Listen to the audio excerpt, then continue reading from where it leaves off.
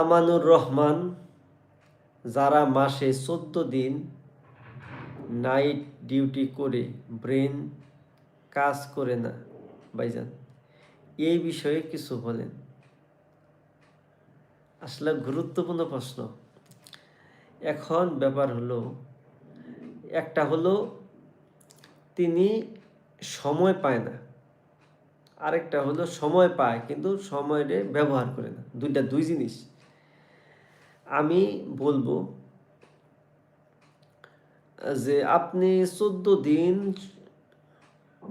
Duty করতে হয় রাতে, আর 16 দিন তো আপনি সময় পান। 16 দিন আপনি চেষ্টা করবেন 9টার আগে শুয়ে পড়তে, যদি পারেন আর কি। কারণ হচ্ছে রাত 10টা থেকে 2টা পর্যন্ত এই সময় ঘুমে থাকা খুবই গুরুত্বপূর্ণ। ঠিক আছে?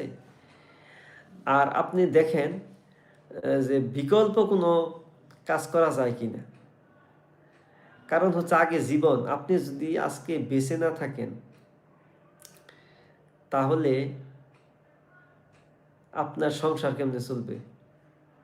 তাহলে আমরা অনেক সময় কি করি, আমাদের নিজের জীবন থেকে বেশি প্রাধান্য দিই পেশাটাকে। এজন্য আমি বলবো, আপাতত আপনি যে সময়গুলো পাচ্ছেন এই সময়গুলো ঠিকমতো ঘুমান। আর যেটা আপনার হাতে নাই, এটার জন্য আপনাকে বিকল্প চেষ্টা করতে হবে, কারণ জীবন তো বাঁচাইতে হবে। ঠিক আছে কথা? কারণ আমরা এক পেশাতে পড়ে থাকবো বিষয়টা তা না, আমরা কিন্তু চেষ্টা করতে পারি।